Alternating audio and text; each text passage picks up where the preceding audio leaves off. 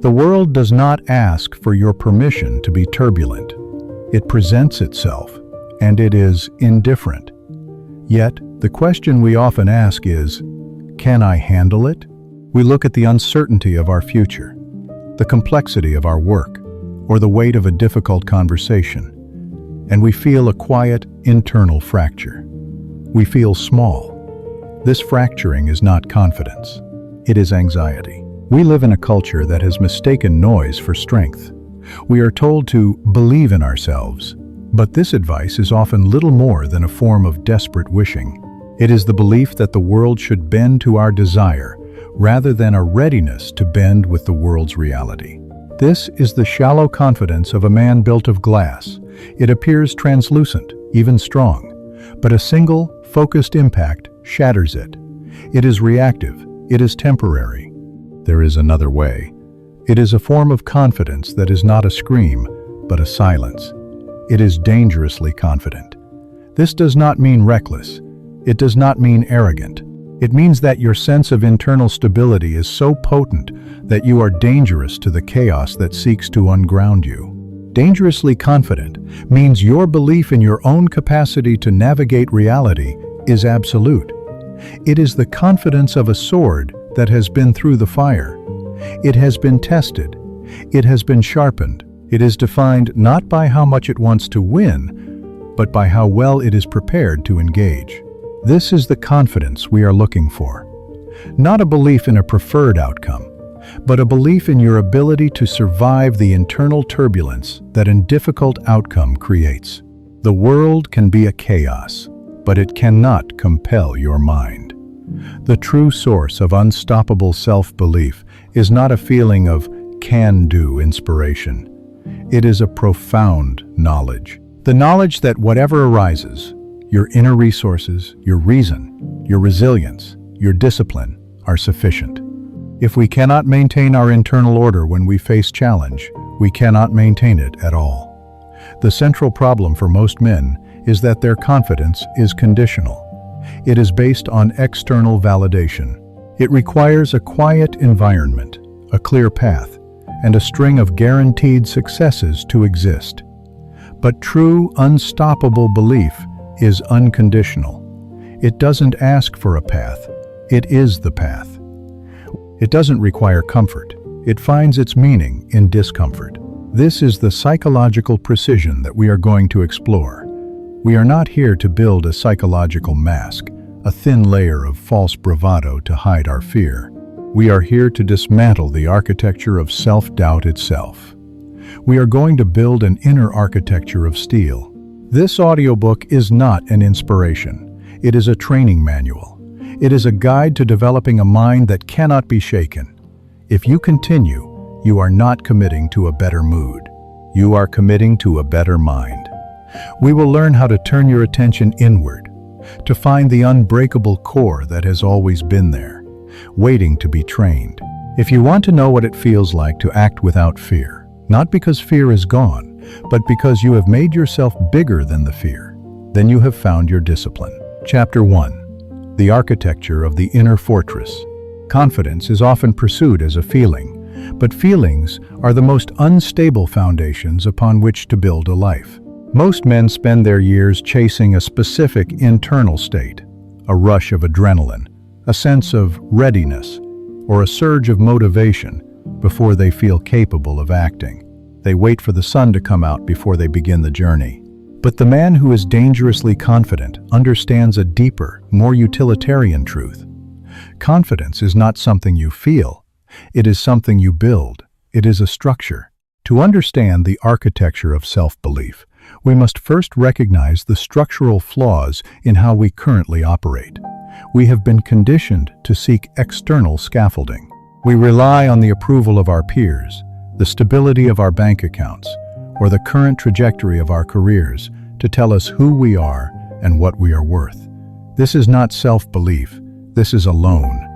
You are borrowing your sense of self from the world, and like any loan, it can be called in at any moment. When the market shifts, when the relationship ends, or when the promotion goes to someone else, the scaffolding collapses. The dangerously confident man builds from the inside out. He constructs what we will call the inner fortress. This is a psychological space where your value and your capacity are decoupled from your circumstances. It is the realization that while you cannot control the weather, you are the architect of the house.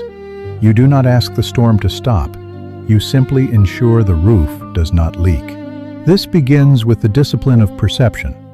Most self-doubt is not a reflection of reality. It is a failure of processing. We encounter a challenge, and our mind immediately generates a narrative of catastrophe. We see a barrier, and we call it a wall, when it is merely a step. To build the fortress, you must learn to strip away the adjectives. You must see the world with a clinical, almost detached precision. When you face a difficult task, the undisciplined mind says, "This is too hard, I might fail, and that would be devastating." The fortress mind says, "This task requires high effort and has a non-zero probability of an unsuccessful outcome. I will now determine the next logical step." Do you hear the difference? One is a surrender to emotion. The other is an exercise in engineering. The first stone in the foundation of this fortress is the mastery of the small. We often think that massive self-belief comes from massive achievements. We think we need to climb the mountain to prove we are climbers. But the architecture of the mind is built in the mundane. It is built by the man who keeps the small promises he makes to himself when no one is watching. When you tell yourself you will wake up at a certain hour, and you do, a small stone is laid. When you commit to a difficult conversation and you do not retreat, another stone is laid. These acts seem insignificant, but they are the only way to prove to your subconscious that you are a credible witness to your own intentions. You cannot trust yourself if you are constantly lying to yourself about what you will do. Unstoppable belief is simply the byproduct of a long history of personal credibility. It is the quiet knowledge that when you say a thing will happen, it happens, not because you have magical powers over the universe, but because you have absolute power over your own limbs and your own attention. We must also address the psychological leaks that drain our confidence. The most pervasive leak is the desire to be understood. When you seek to explain yourself, to justify your path, or to gain consensus for your ambitions, you are admitting that your internal compass is not sufficient. You are looking for a map in someone else's pocket. The dangerously confident man moves in silence, not as a theatrical choice, but as a strategic one. He understands that every time he speaks about his intentions, he dissipates the tension required to execute them. He does not need the world to validate his architecture while it is being built. He waits for the structure to stand on its own. This chapter is your invitation to begin the construction. We are moving away from the belief that is based on hope and moving toward the belief that is based on evidence. Evidence of your own discipline, your own perception, and your own silence. The fortress is not built in a day, but it is built daily. Chapter 2. The Anatomy of the Void. To build a structure of unstoppable belief, one must first understand the emptiness that precedes it. Most men do not suffer from a lack of potential. They suffer from an unexamined relationship with the void. The void is that silent, hollow space that opens up in the chest when a man faces a significant challenge, a public failure, or a period of profound uncertainty. It is the sudden, cold realization that the scripts we have followed, the expectations of our parents, the metrics of our peers, and the comforts of our routines are insufficient for the task at hand. We look inward for a source of strength, and too often, we find only a vacuum. This vacuum is where self-doubt is born. It is not an external enemy. It is the absence of an internal core. When there is no solid center, the mind rushes to fill the space with noise. We seek distractions. We look for easy wins to bolster our ego, or we surrender to a paralyzing caution. We tell ourselves we are being realistic or careful. But in the quiet of our own conscience, we know the truth. We are afraid of the void. We are afraid that if we step into the unknown, there will be nothing beneath our feet. The dangerously confident man does not try to outrun the void. He does not try to fill it with the cheap ornaments of status or the loud proclamations of false bravado. Instead, he enters it. He understands that the void is not a pit of despair, but a clearing.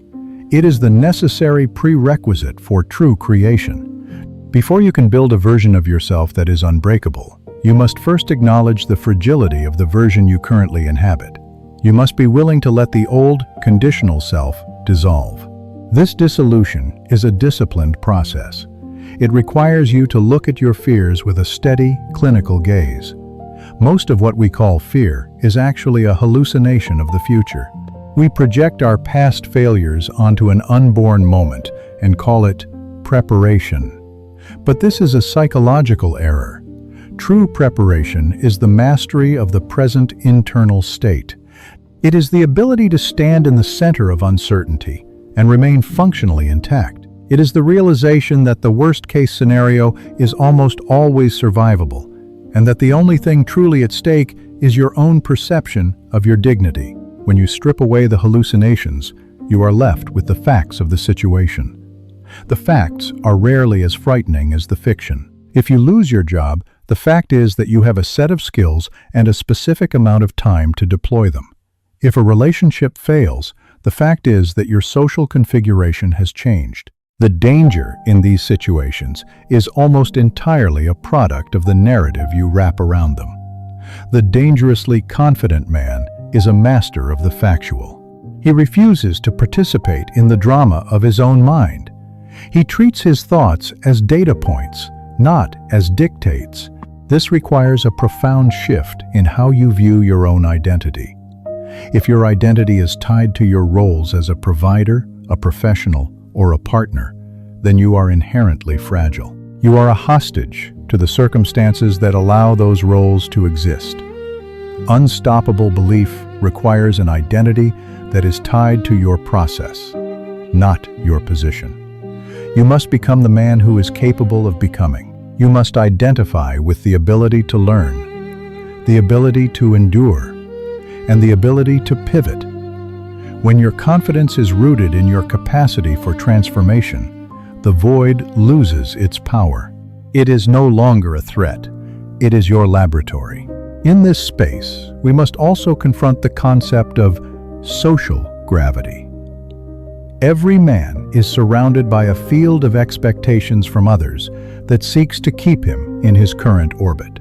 When you begin to develop a dangerous level of confidence, the people around you will often sense the shift.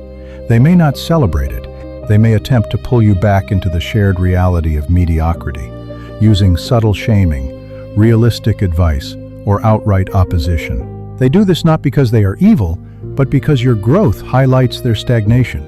To maintain your trajectory, you must develop a psychological immunity to social gravity. This is not about being cold or antisocial. It is about being internally governed.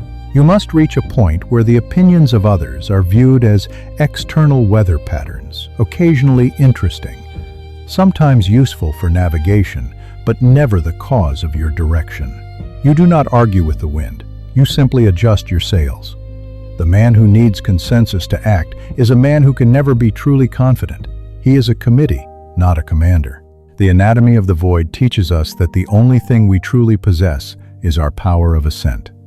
We cannot control what happens to us, but we have absolute authority over what we decide things mean. This is the ultimate leverage. If you can decide that a setback is a refinement, or that a period of silence is an opportunity for consolidation, you have effectively neutralized the world's ability to discourage you. You have taken the raw material of existence and forged it into a weapon of self-mastery.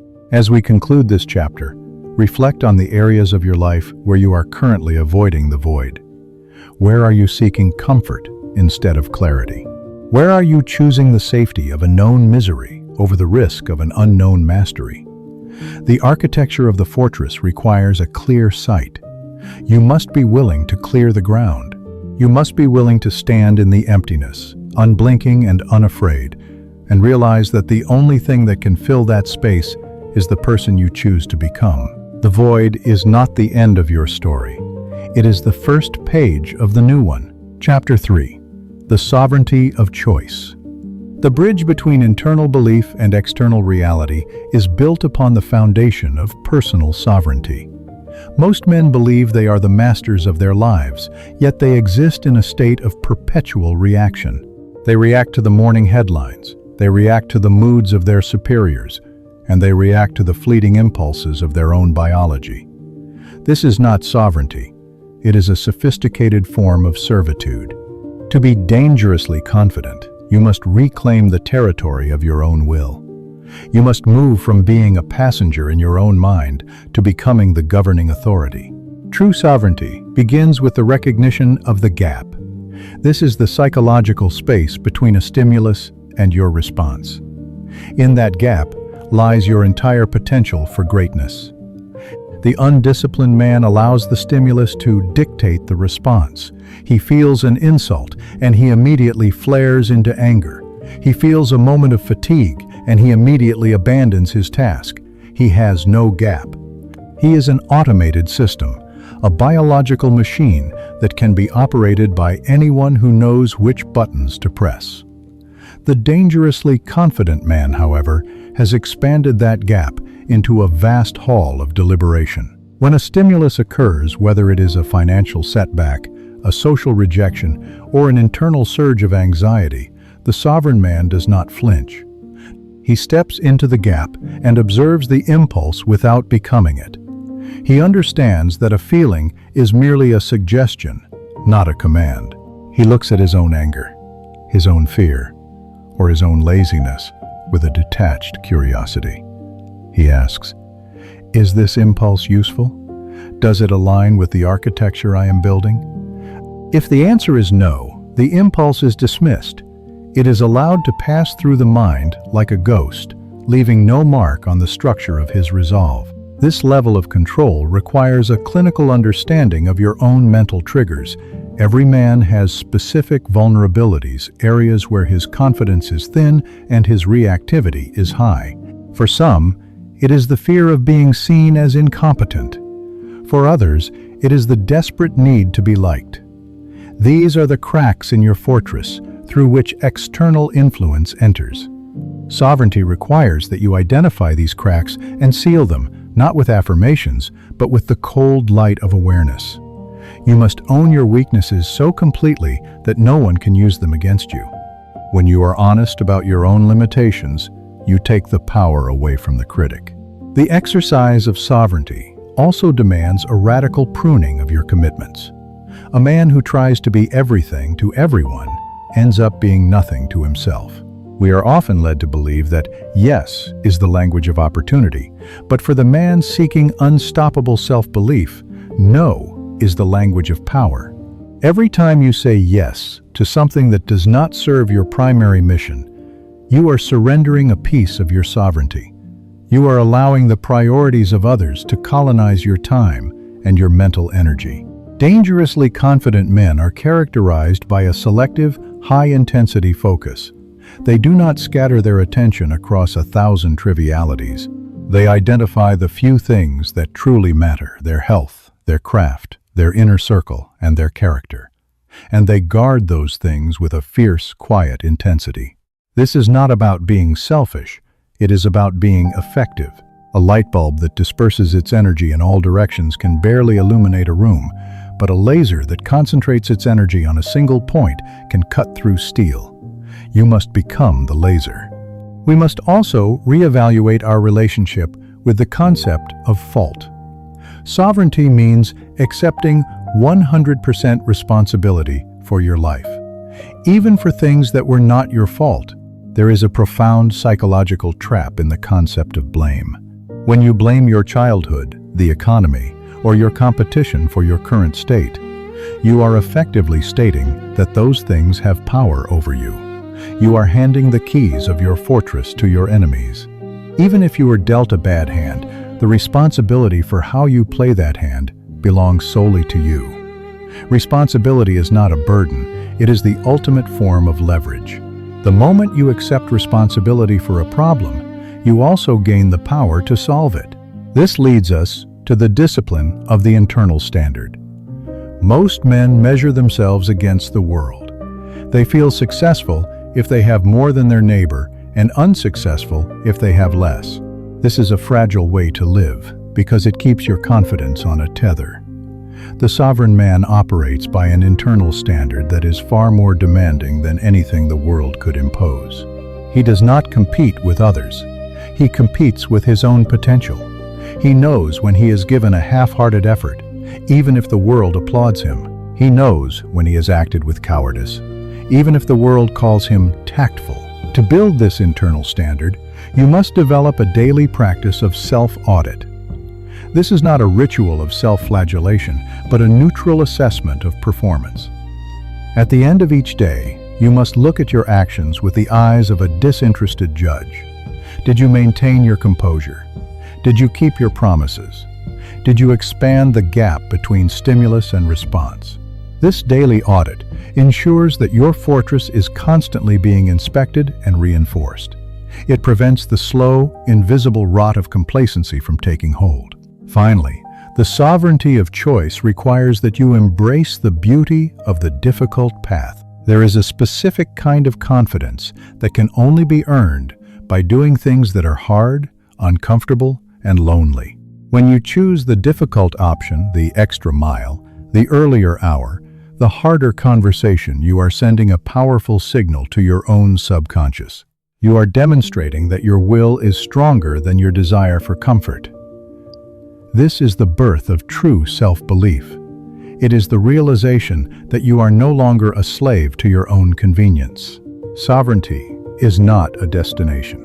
It is a permanent state of war against the forces of entropy and distraction. It is the daily decision to remain the captain of your soul. As you move forward, recognize that every choice you make is either an act of sovereignty or an act of surrender.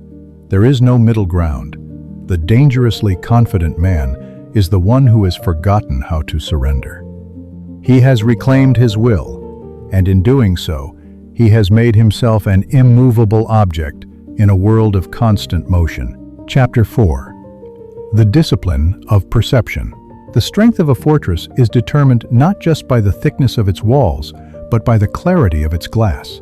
To be dangerously confident, a man must possess a vision that is unclouded by the fog of emotion, projection, or social hysteria. Most men do not see reality. They see their own anxieties reflected back at them. They look at a market downturn and see a personal catastrophe. They look at a critic and see a threat to their survival. This is a failure of perception. To master the self, you must first master the lens through which you view the world. The discipline of perception is the art of seeing things as they are, neither better nor worse. It is the clinical removal of the narratives we weave around raw data. In every situation, there is the event itself, and then there is the story we tell ourselves about the event. The event is neutral. The story is where the poison lies. For instance, being passed over for a promotion is an event, a specific reallocation of corporate resources. The story that "I am a failure" or "the world is unfair" is an added layer of psychological baggage that serves no functional purpose. It only creates a leak in your reservoir of confidence. The dangerously confident man practices a form of radical objectivity. He trains his mind to stop at the facts. When he encounters an obstacle, he does not ask, "Why is this happening to me?"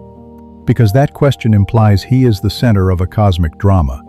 Instead, he asks, "What are the components of this situation?" By breaking a problem down into its constituent parts, he renders it manageable. He moves from being a victim of a vague, overwhelming force to being an engineer facing a technical challenge. Clarity is the greatest antidote to fear. This objectivity must also be turned inward. One of the most significant barriers to unstoppable self-belief is the internal narrator, that constant, rhythmic voice that critiques our every move. For most men, this narrator is a harsh, irrational tyrant. To gain sovereignty, you must learn to observe this voice without identifying with it. You must realize that you are the one hearing the thoughts, not the thoughts themselves. When the internal narrator says, "You're going to mess this up," the disciplined man does not argue with it. He simply notes, there is a thought occurring regarding the possibility of failure. By shifting into the role of the observer, you create a psychological distance that prevents the thought from taking root in your identity. We must also confront the concept of cognitive reframing. This is not about positive thinking or mindless optimism. Positive thinking is often a form of denial. It is an attempt to paint over a crumbling wall. Cognitive reframing is the strategic selection of a perspective that maximizes your agency. It is the understanding that while an event is fixed, its meaning is fluid. A period of extreme pressure is not stress. It is capacity training. A significant loss is not a defeat. It is a cost of tuition. You are not lying to yourself. You are choosing the interpretation that allows you to remain functional and dangerous. The discipline of perception also requires a total abandonment of the fairness fallacy. The world is not a court of law. It is a complex system of cause and effect. Many men waste enormous amounts of mental energy being outraged by the unfairness of their circumstances. This outrage is a massive drain on confidence, because it is based on the entitlement that the world owes you a specific outcome. The sovereign man accepts that the world is indifferent to his desires. He does not waste time litigating the past or mourning what should have been. He works with the world as it is, not as he wishes it to be. This acceptance is not a sign of weakness. It is a sign of supreme realism. Furthermore, we must address the social mirror. We are social animals, and we have an evolutionary hard wiring to care about how we are perceived. This wiring was useful for survival in a tribe of 50 people, but in the modern world of infinite digital noise, it is a liability. If you allow your confidence to be dictated by the mirror of social media, public opinion, or the approval of strangers, you have outsourced your soul. The dangerously confident man understands that the mirror is always distorted. People do not see you. They see a version of you filtered through their own biases, insecurities, and agendas. To rely on their reflection is to build your house on shifting sand. True perception involves turning your gaze away from the mirror and toward the internal standard we discussed previously. You must become your own most rigorous judge. If you have acted with integrity and excellence, the world's criticism is irrelevant. If you have acted with laziness and deceit, the world's praise is an insult. When your perception is anchored in your own character, you become immune to the fluctuations of the social climate. You are no longer looking for cues on how to feel. You are providing the cues. This clarity of vision leads to what we call strategic composure. Because the dangerously confident man sees things as they are, he does not overreact. He does not panic when the crowd panics. He does not get intoxicated when the crowd is celebrating. He remains in a state of controlled readiness. He understands that most emergencies are merely situations that require a calm mind and a decisive hand. By maintaining a disciplined perception, you become the eye of the storm, the one point of stillness in a world of chaos. As you conclude this chapter, begin to audit your perceptions. For the next 24 hours, catch yourself when you add an adjective to an event. When you find yourself saying, "This is a disaster," or "He is a jerk," stop, strip away the story, see the data, see the person, see the task. When you stop reacting to your own shadows, you will find that you have an extraordinary amount of energy left over for the actual work of mastery. The world hasn't changed, but your ability to navigate it has. You are no longer blind. You are seeing with the eyes of a commander. Chapter 5. The Strategic Utility of Silence. In the pursuit of unstoppable self-belief, most men believe they must project their confidence through speech. They feel a compulsion to announce their plans, to defend their reputations, and to fill every silence with a display of their own intelligence. This is a profound misunderstanding of power. True confidence is not a performance, it is a state of being. The man who is dangerously confident understands that words are often a leak, a dissipation of the internal pressure required for real achievement. To master the self, one must master the art of the silent mouth and the loud mind. Silence is the ultimate indicator of internal security. When a man is truly confident in his path and his capabilities, he feels no urge to convince the world of his worth. He does not seek consensus for his ambitions, nor does he offer explanations for his failures. He understands that every time he speaks about what he intends to do, he triggers a premature hit of dopamine. His brain receives a reward for the announcement, which inevitably reduces the drive necessary for the execution. The undisciplined man talks his goals into non-existence. The dangerously confident man lets his results speak for him. This discipline extends to the realm of conflict. Most men view silence in the face of an insult or a challenge as a sign of weakness. They believe they must stand up for themselves by engaging in a verbal exchange.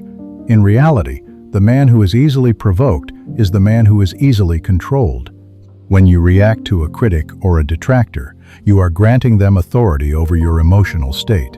You are admitting that their opinion has the power to disturb your internal fortress. Silence, however, is a wall.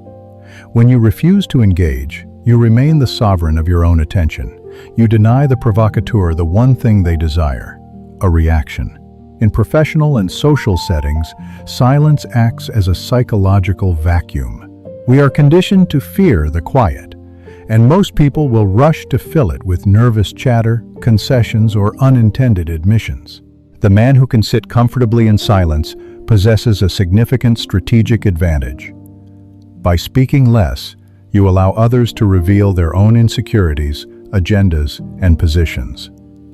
You become a black hole for information, absorbing everything while emitting nothing.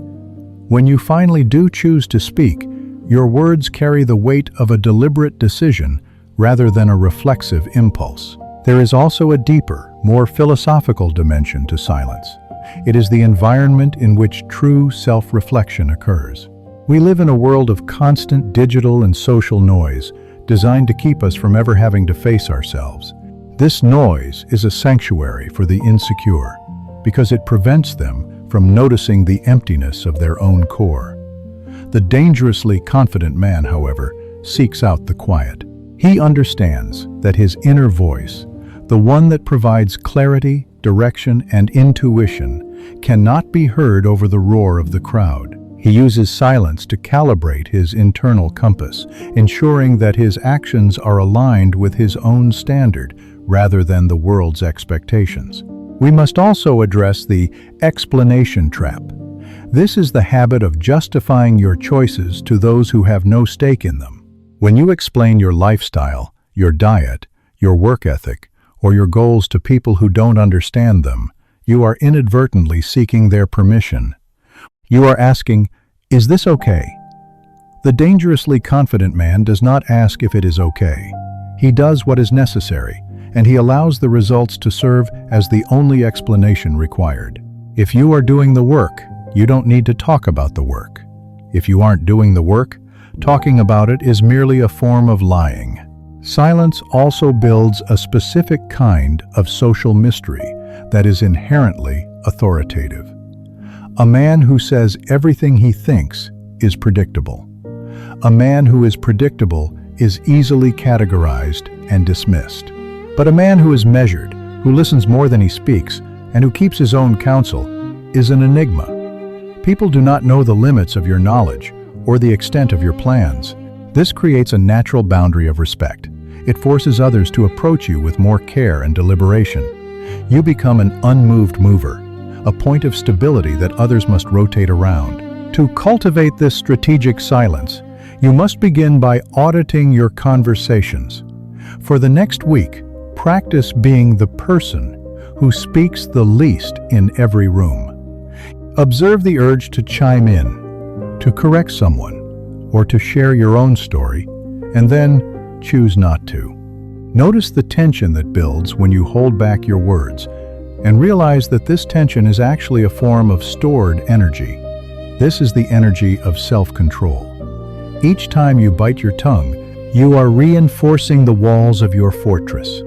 You are proving to yourself that you are not a slave to the impulses of your own ego.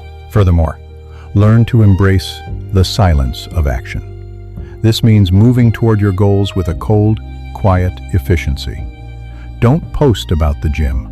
Go to the gym. Don't announce the new project. Build the project. There is a profound dignity in the man who simply shows up and does what is required without needing a soundtrack of self-promotion. This quiet competence is far more terrifying to your competitors than any amount of trash talk could ever be. It suggests a depth of resolve that is not dependent on external feedback. As you conclude this chapter, recognize that silence is not just the absence of noise, it is the presence of power. It is the sign of a mind that is so well ordered and a purpose that is so clear that it no longer needs the validation of the air. When you master your tongue, you master your life. You stop leaking your potential and start concentrating it.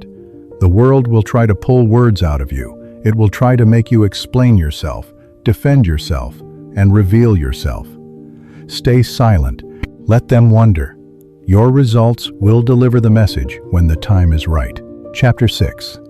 The Architecture of Resilience. Confidence that has never been tested is merely a theory.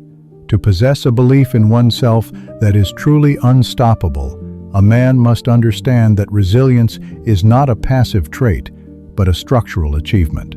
Most men mistake resilience for endurance, the ability to simply take it until the pressure subsides. But the dangerously confident man views resilience as the ability to integrate stress into the very fabric of his character. He does not wish for the absence of struggle. He understands that struggle is the primary architect of his internal strength. The first step in building this architecture is the abandonment of the fragility mindset. We are often taught that we are delicate creatures who must be protected from discomfort, failure, and offense. This cultural narrative is a slow-acting poison for self-belief. When you treat yourself as fragile, your subconscious begins to believe it. You start to avoid the very challenges that would otherwise forge you. The fortress mind, however, operates on the principle of hormesis, a biological and psychological phenomenon where a controlled amount of stress actually makes a system stronger. You must see every difficulty not as a threat to your stability, but as the raw material required for your reinforcement. True resilience requires a clinical approach to failure. Most men view failure as a verdict on their identity. When a venture fails, they believe they are a failure. This is a massive logical error. Failure is not a permanent state. It is a data point. It is the world providing you with precise feedback on your current strategy, your current skills, and your current assumptions. The dangerously confident man treats failure like a laboratory report. He examines the wreckage with a detached interest, extracts the lesson, and discards the emotional weight. He knows that his core remains intact regardless of the outcome of any single event. This leads to the concept of cognitive hardening. Just as a muscle must be broken down to grow, the mind must be exposed to calculated difficulty to become resilient. This means deliberately choosing the harder path in small daily ways. It is the discipline of the cold shower, the extra mile, the difficult book, and the focused hour. When you consistently prove to yourself that you can handle small discomforts, you build a reservoir of evidence that you can handle large ones. When a true crisis arrives, the dangerously confident man does not panic because he has already spent years practicing the art of not flinching. We must also examine our relationship with the survival narrative. Most men are driven by a subconscious desire to simply remain safe. They seek the middle ground, the predictable path, and the guaranteed outcome. But there is no growth in safety, and there is no true confidence in the middle ground. The architecture of resilience requires you to push your boundaries until you reach the point of friction. Friction is where you learn who you are. It is the moment when your plan falls apart and you are forced to rely on your character. The man who has been through the fire several times no longer fears the flame. He knows he is made of material that does not burn. Resilience also demands a total mastery over reflexive regret. Regret is the ghost of a choice you didn't make, and it is one of the most significant drains on a man's confidence. It keeps his attention fixed on a past he cannot change, which renders him ineffective in the present he must navigate. The sovereign man does not indulge in what-ifs. He understands that every decision he made was based on the information he had at the time. If the outcome was poor, he accepts the responsibility, integrates the lesson, and immediately turns his gaze back to the forward horizon. He does not look back. That is not where he is going. Furthermore, we must address the internal buffer. This is the psychological space you create between a setback and your reaction to it. An unresilient man has no buffer. The moment something goes wrong, he is emotionally flooded. He loses his ability to think clearly and act decisively. The dangerously confident man, however, has built a massive internal buffer through the practice of Stoic indifference. He asks himself, "Is this within my control?" If the answer is no, he treats the event as a fact of nature, like rain. You do not get angry at the rain. You simply put on a coat. By refusing to give an emotional response to external events, you preserve your energy for the actions that actually matter. This chapter also calls for the practice of premeditation of adversity. This is not pessimism, it is a strategic audit. The resilient man occasionally visualizes the worst-case scenario, not to dwell on it, but to realize that even in that scenario, his internal fortress would remain standing. He realizes that as long as he possesses his reason, his integrity, and his will, he has not truly lost anything. This realization is the ultimate source of power. When you know that you can lose your possessions, your status, and your comfort and still be you, you become truly dangerous to the world's attempts to manipulate you. As you conclude this chapter, begin to look for friction. Do not shy away from the tasks that make you feel a slight edge of anxiety, or the conversations that require you to be brave. These are the moments when your architecture is being built. Resilience is not a gift, it is a habit. It is the repeated decision to stand back up, to try again, and to remain composed when everything around you is in chaos. The world will try to break you, but if you have built your fortress correctly, it will find that it is only providing the pressure required to turn your coal into diamond. Chapter 7. The Illusion of Readiness. Most men are waiting. They are waiting for a surge of clarity, a reduction in anxiety, or a perfect alignment of circumstances before they make their move. They call this preparation, but it is actually paralysis. The dangerously confident man understands a cold mechanical truth. There is no such thing as being completely ready. Readiness is an illusion created by the mind to delay the discomfort of execution. When you stand on the edge of a new endeavor, the void will always whisper that you need more time, more resources, or more knowledge. If you listen to that whisper, you will spend your entire life on the shoreline, watching the ships sail out. You must recognize that confidence does not precede action. Action precedes confidence. We often disguise our hesitation as perfectionism. We tell ourselves that we have high standards, that we refuse to release flawed work, or that we must map out every contingency before we take the first step. But perfectionism is rarely about excellence. It is almost always a sophisticated camouflage for fear. It is the fear of being judged, the fear of falling short, or the fear of realizing that our best effort might not be enough. The sovereign mind pierces through this camouflage. It recognizes that a flawed plan executed with relentless forward motion will always outperform a perfect plan that remains trapped in the intellect. You must give yourself permission to operate with imperfect information. You must learn to build the bridge while you are walking on it. To break the cycle of waiting, we must redefine the purpose of action. The undisciplined man acts only when he is certain of success. The dangerously confident man acts to gather data. He views execution not as a final exam, but as a diagnostic test. When you make a move, the environment reacts. That reaction gives you the raw material you need to adjust your trajectory. If you sit still, the environment remains silent, and your assumptions remain untested. Anxiety thrives in the absence of data. By taking a deliberate step into the unknown, you force reality to show its hand. You transition from agonizing over what might happen to managing what is actually happening. This is a profound shift in leverage. You stop trying to predict the future and start shaping the present. A critical error in modern thinking is the reliance on motivation. We have been conditioned to believe that we must feel a specific, energized emotion before we do hard work. We wait for inspiration to strike, treating our internal state like the weather, hoping for a sunny day so we can finally build the house. But motivation is entirely unreliable. It is governed by sleep, blood sugar, and passing moods. If your actions are tethered to your motivation, your life will be chaotic and inconsistent. The architecture of confidence requires the separation of your feelings from your actions. You must develop the capacity to observe your own lethargy, acknowledge your own resistance, and then step forward anyway. You do the work not because you feel like it, but because it is required. The moment just before you execute a difficult task is when internal resistance reaches its absolute peak.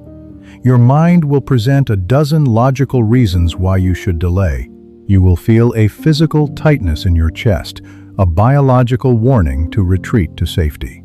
This is the threshold. Most men turn back at this exact point, mistaking the biological sensation of stress for a signal that they are on the wrong path. But the dangerously confident man recognizes this sensation for what it is, the friction of growth. He expects the resistance. He leans into the discomfort, knowing that it is temporary. The anxiety is always worst just before the jump. Once you are in motion, the mind shifts from generating fear to solving the immediate problem. The key is simply crossing the threshold without allowing the mind to negotiate. Furthermore, we must abandon the obsession with the grand gesture. When men finally decide to take action, they often attempt massive, sweeping changes. They try to reinvent their entire lives in a single weekend. This approach almost inevitably collapses under its own weight. It creates an unsustainable level of pressure that shatters the unconditioned mind. Unstoppable belief is not forged in sudden bursts of intensity. It is forged in the relentless application of small, compounding efforts. It is the commitment to the unglamorous, repetitive daily tasks that yield no immediate applause. The dangerously confident man respects the physics of momentum. He knows that pushing a heavy wheel takes immense effort at first. But once it is turning, its own mass sustains the motion. He focuses entirely on the daily rotation, ignoring the distance to the destination. Embracing action also means accepting the clumsiness of the beginner. There is a deep human humiliation in being bad at something new, especially for a man who has achieved competence in other areas of his life. The ego recoils at the prospect of looking foolish, but the refusal to look foolish is the greatest barrier to mastery. To build a new capacity, you must be willing to endure the awkward, unpolished phase of incompetence. You must let go of the need to look smooth and accept the necessity of stumbling. The man who demands immediate mastery will quit the moment he faces friction. The sovereign man allows himself to be a novice. He swallows his pride because he knows that temporary clumsiness is the toll you must pay on the road to permanent capability. Let us strip away the romanticism. The path to unshakable self-belief is paved with ordinary, difficult actions taken on days when you would rather do anything else. It is found in the phone call you do not want to make, the physical training you do not want to endure, and the honest conversation you have been avoiding. Every time you override your hesitation and choose action, you send a structural beam of reinforcement into your inner fortress. You prove to your subconscious that you are a man of execution, not a man of mere intention. You stop waiting for the world to assure you that you are ready. You simply step into the arena, let the heavy doors close behind you, and begin the work. Chapter 8. The Mechanics of Detachment. There is a profound paradox at the center of unstoppable self-belief. To fight with maximum capability, you must release your desperate grip on the need to win.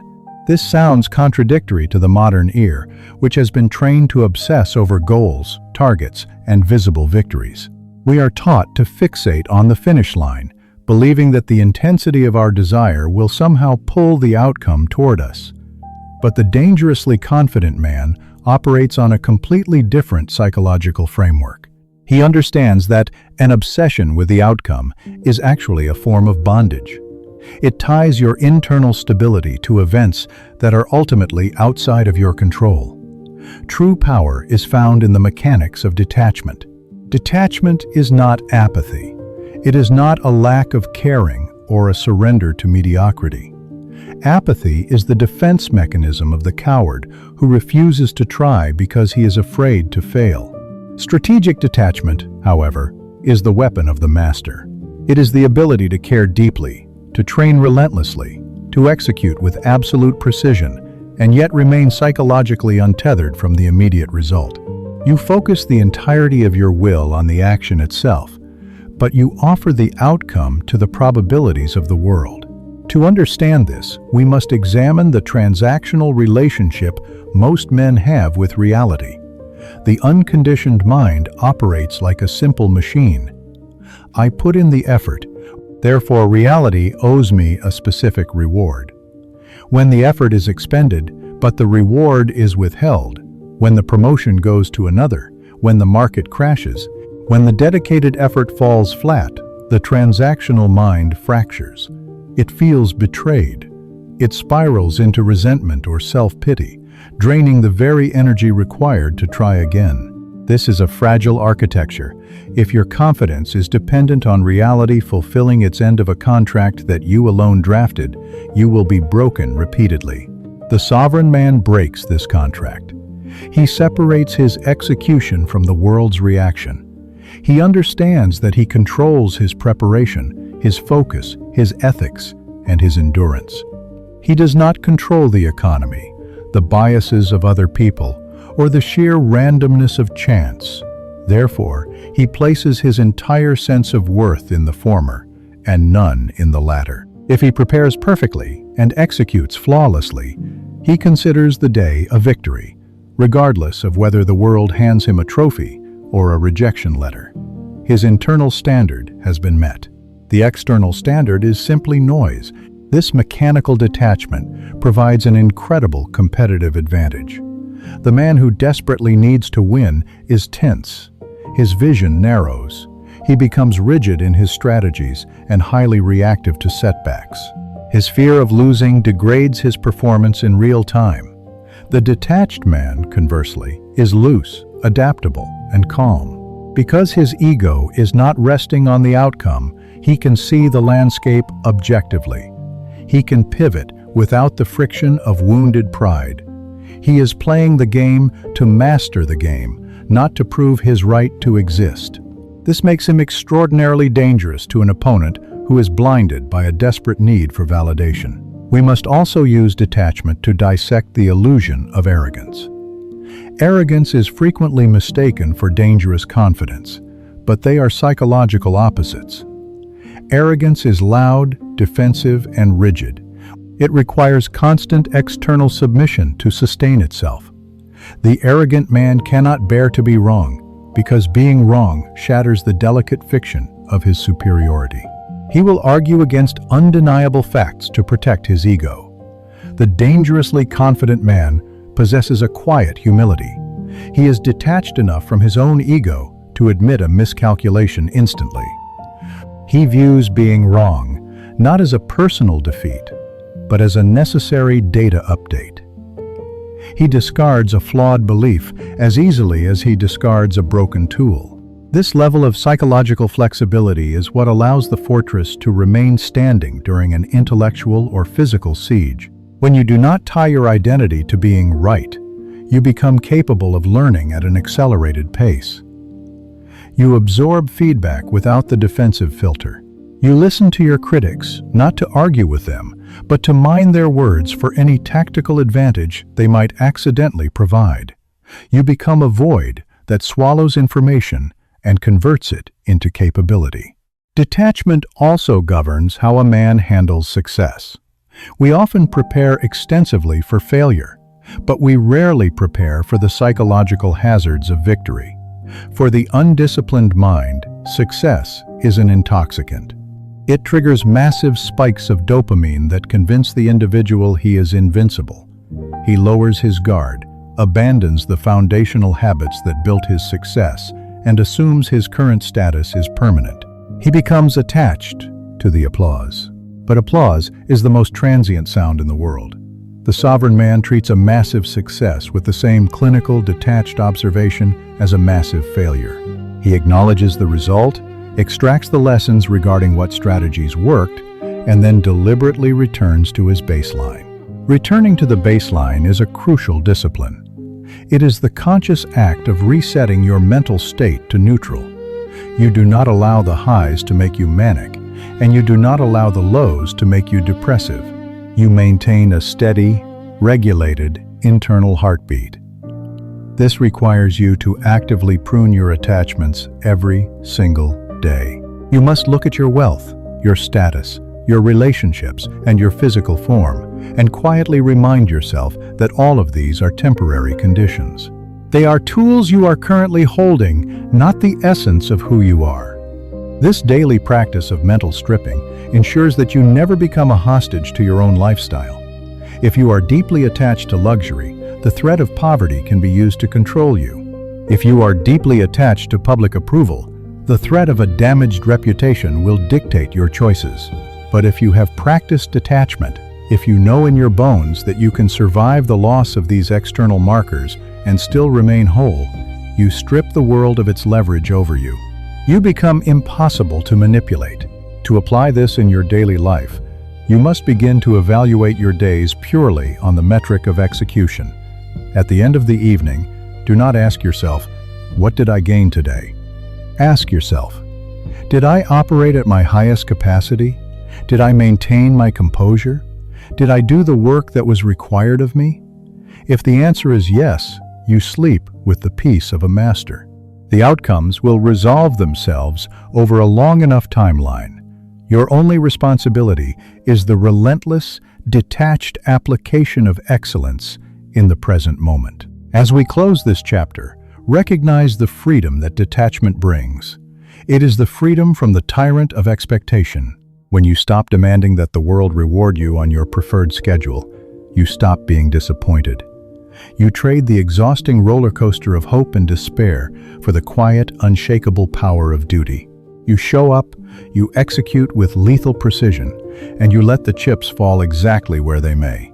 When detachment from the outcome is achieved, a new psychological landscape reveals itself. You are no longer fighting the friction of expectation. What remains is the raw, unadorned reality of the work itself. This is where the amateur loses interest, and where the dangerously confident man establishes his permanent residence. The architecture of self-belief is not maintained by grand, sporadic bursts of heroic effort. It is sustained by the brutal, quiet, and often entirely unglamorous mechanics of consistency. We live in a culture that worships the breakthrough. We are sold the idea that transformation happens in a single, cinematic moment of realization, a sudden epiphany that permanently rewires our biology and our destiny. This is a comforting fiction. It allows men to wait for a feeling of ultimate clarity instead of engaging in the slow, grinding process of actual change. But human psychology does not operate on lightning strikes. It operates on tectonic shifts. Unstoppable belief is the result of thousands of micro-decisions executed day after day, year after year, in the dark. It is the steady accumulation of competent actions that eventually become so massive it generates its own gravitational pull. To master this phase of the journey, you must completely reframe your relationship with boredom. The greatest threat to the modern mind is not a lack of courage. It is an addiction to novelty. We are biologically wired to seek new stimuli, a mechanism that served our ancestors well in a scarce environment, but destroys our focus in an age of digital abundance. When a man begins a new discipline, the initial novelty provides a surge of dopamine. It feels exciting. He feels motivated. But within a few weeks, the novelty fades. The work becomes repetitive. The brain, deprived of its cheap stimulation, signals that something is wrong. It suggests that perhaps this is the wrong path, that perhaps there is a faster, more entertaining way to achieve the goal. The undisciplined man listens to this signal. He abandons the routine and searches for a new strategy, perpetually starting over and never reaching depth. The dangerously confident man understands that this boredom is a filter. It is the mechanism reality uses to separate those who are merely interested from those who are committed. When the work becomes dull, he does not look for an escape. He leans into the repetition. He understands that mastery is simply the capacity to endure the same fundamental actions long after everyone else has lost their mind to the monotony. You do not need to love the repetition, but you must become entirely impervious to it. This requires the strategic use of routine. Routine is frequently misunderstood as a prison, a rigid schedule that drains life of its spontaneity. In reality, a meticulously constructed routine is the ultimate form of cognitive outsourcing. Every time you have to decide what time to wake up, what to eat, or when to train, you are burning a finite reserve of decision-making energy. By automating these foundational behaviors, you preserve your mental bandwidth for the complex, high-stakes challenges that actually require your intellect. The sovereign man does not negotiate with himself in the morning.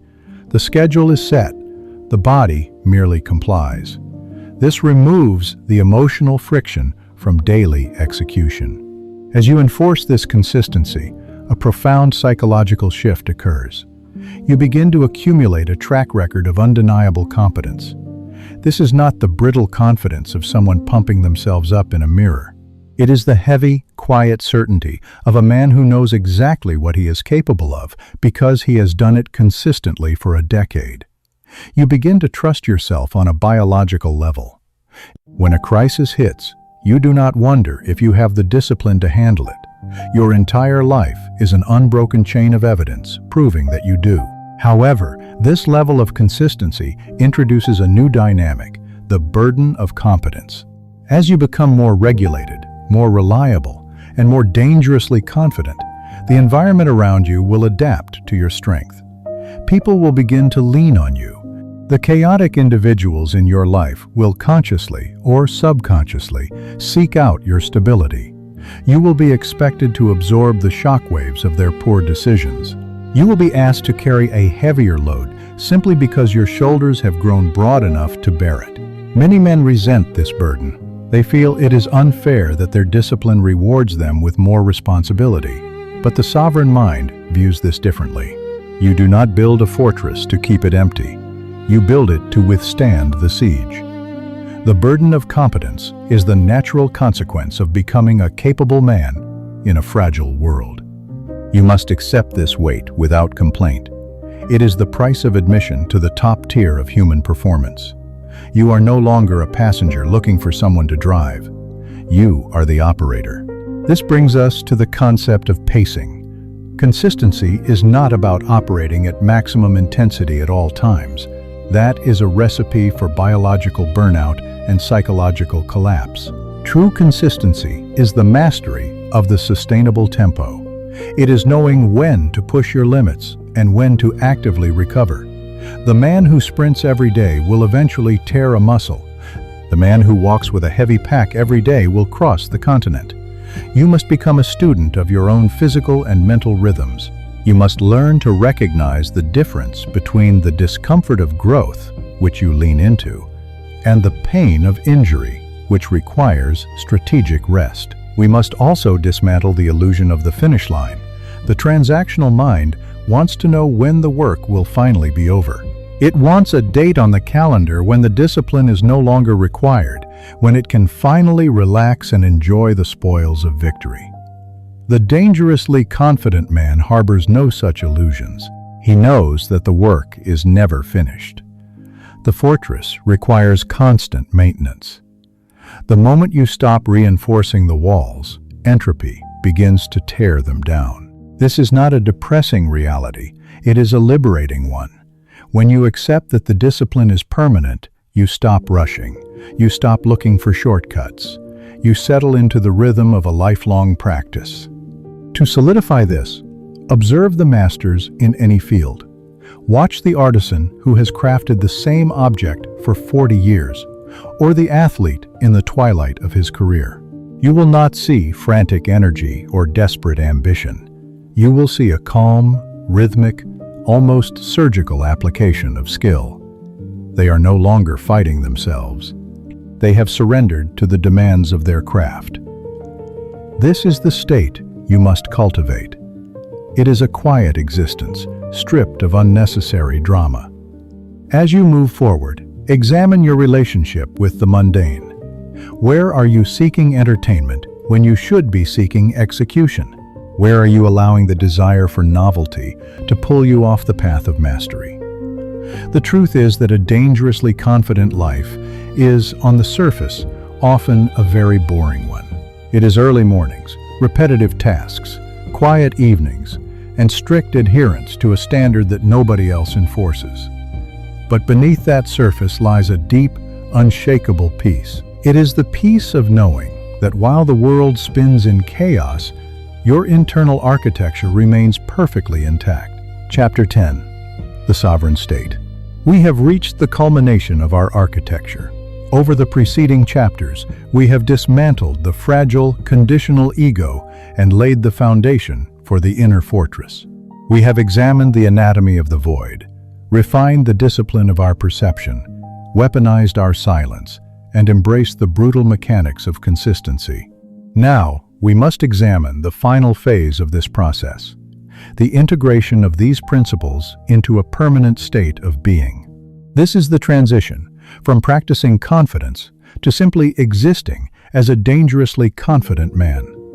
Mastery is not a crown you wear, nor is it a finish line you cross so you can finally rest. Mastery is a baseline.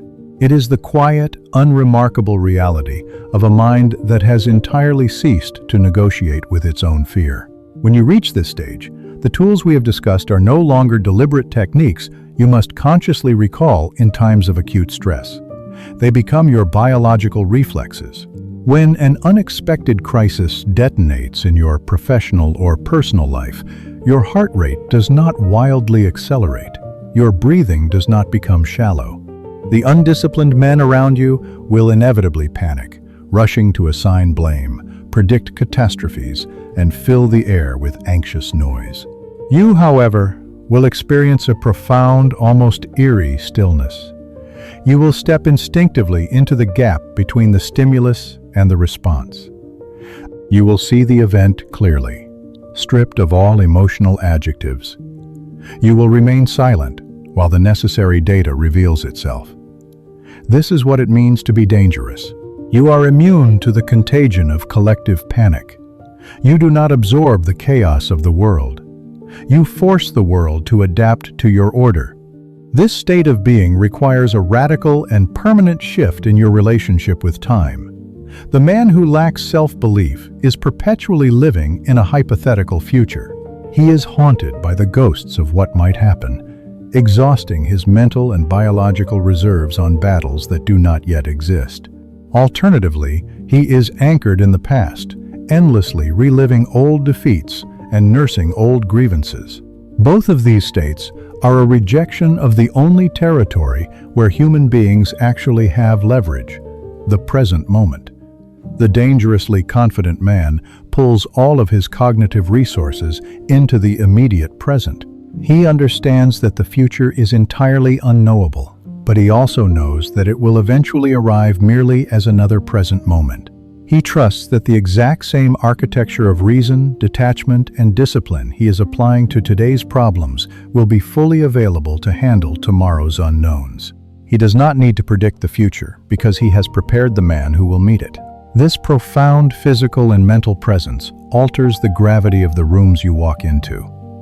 As you stabilize your internal world, you will begin to notice a shift in how the external world responds to you. You will no longer need to project authority, raise your voice, or demand respect. True authority is an emergent property of internal regulation. When you are no longer trying to prove your worth to anyone, people instinctively sense that your worth is non-negotiable. Your refusal to be baited into petty arguments, your capacity to sit comfortably in heavy silence, and your absolute detachment from the desperate need to be liked will make you an anomaly. In a society that is fundamentally reactive, a man who is entirely proactive is a force of nature. People will naturally orient themselves around your stability. You will become the anchor point for your family, your business, and your community, not through force of will, but through the sheer, undeniable weight of your composure. Do not, however, mistake this state of mastery for a state of permanent ease. The fortress is never truly finished. The forces of entropy, distraction, and biological laziness are relentless, and they will probe your walls for weakness every single day of your life. There will be mornings when the physical fatigue is heavy and the discipline feels like a tremendous burden. There will be days when the social mirror tries to lure you back into the trap of seeking external validation. The critical difference now is that you will no longer identify with these forces. You will observe the fatigue without becoming lazy. You will observe the temptation without breaking your standard. You have built the internal buffer. You know that to surrender even an inch of your sovereignty for the sake of temporary comfort is to invite the collapse of the entire structure. The ultimate realization of this journey is that the confidence you sought was never hidden in a specific achievement, a financial threshold, or the approval of a particular person. It was never out there in the world, waiting to be found. The world has absolutely nothing to offer you that can secure your mind. The confidence was always located in your capacity to govern your own response to reality. It was buried under years of borrowed opinions, a fragile ego, and unchecked emotional reactivity.